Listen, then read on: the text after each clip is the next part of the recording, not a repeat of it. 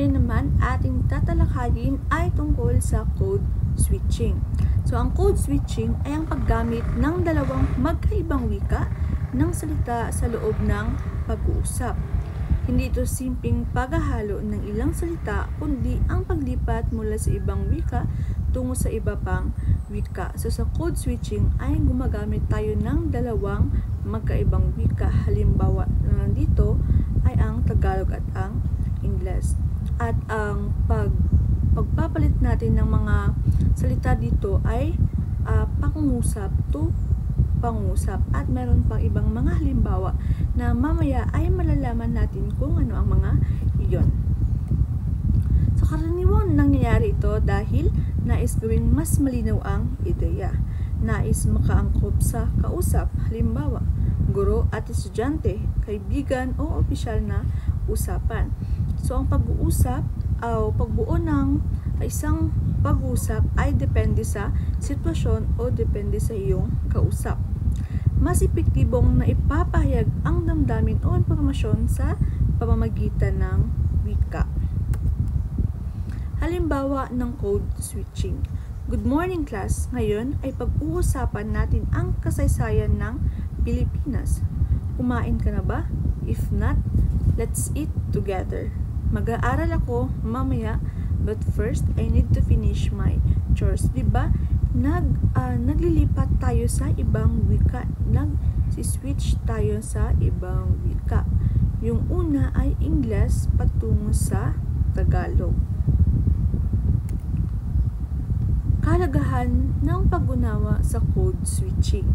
Una, nakakatulong ito upang maging mas epektibo at flexible ang komunikasyon. So dito, para magkaintindihan o para mas may pahiwatig mo ng maayos yung nais mong iparating na mensahe. At para magkaintindihan o mas naiintindihan ng iyong kausap. Ipinapakita nito ang kakayahan ng mga Pilipino na maging multilingual speakers. So, diba, maraming nakapagsabi na ang mga Pilipino raw ay mga multilingual speakers kasi nga ang mga Pilipino ay kaya nila o marami silang mga nasasalita na ibang lingwahe tulad ng mga Korean, Ingles, Tagalog, at marami pang iba. Pangatlo, nagagamit ito para maipahayag ng mas malinaw ang mensahe depende sa konteksto at kausap. Tutulad ng sabi ko kanina ay depende sa sitwasyon, depende sa ating kausap o sa ating paligid. Nagpapakita ng pagiging bukas sa kultura at impluwensya sa iba't ibang wika. So, ang code switching ay isang natural na bahagi ng komunikasyon ng mga Pilipino.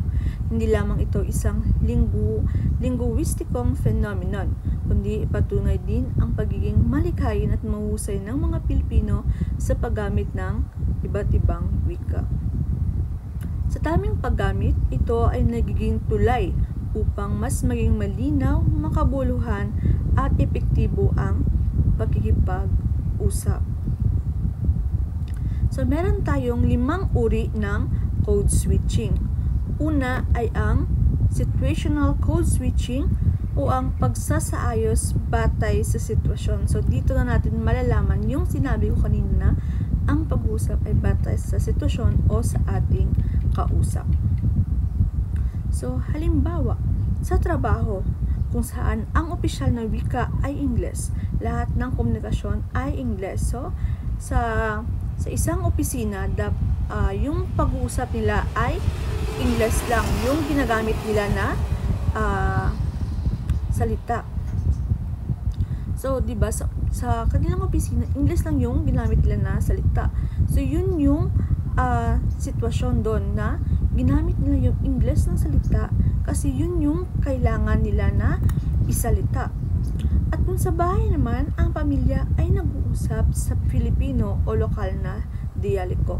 So, kung sa opisina ay Ingles lang dapat, sa bahay naman pwede kang mag-Tagalog o yung sarili nyo talagang wika tulad ng Ilonggo, Bisaya, Cebuano at marami pang iba. So, diba, nakabatay siya sa sitwasyon. Pangalawa, metaphorical code switching. Ang pagpapalit ng wika ay ginagamit upang magbigay ng ibang tono, kahulugan o emosyon sa usapan. Halimbawa, alam mo, ang hirap ng buhay, pero kailangan nating mag-survive. We have to stay strong and positive. So, ang biglang paggamit ng Ingles ay nagpapahiwatig ng emphatic o inspirational na tono na parang nagbibigay ng formula o direksyon sa buhay.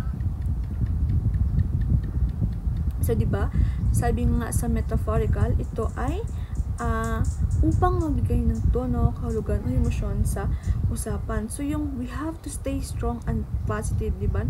Nagbibigay siya ng inspirational na tono o nagbibigay siya ng iba pang kahulugan.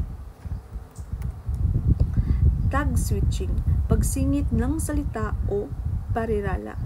Paggamit ng isang salita o maikling parirala mula sa ibang wika sa loob ng pangungusap. Ito ang paggamit ng salita ng isang salita, maikling parirala o tag o paningit mula sa ibang wika na idinudagdag sa dulo, simula o sa loob ng pangungusap. So, ang tag switching ay maaari natin siyang isingit sa unahan, sa gitna o sa hulihan ng pangungusap. Halimbawa, hindi ko talaga maintindihan, you know. So, ang tag switching dun ay ang you know. So, sa hulihan siya nakikita. At yung you know na salita ay maikli lang siya. Diba nga, sabi nga ang paggamit ng isang salita o maikling parirala mula sa ibang wika. Aalis na ako. Sige, bye. Ang sige, bye, yun yung switch kasi maikli lang siya at nakikita rin siya sa hulihan. Diba yung Ingles doon na maikli lang siya na salita ay siningit lang natin siya doon sa hulihan.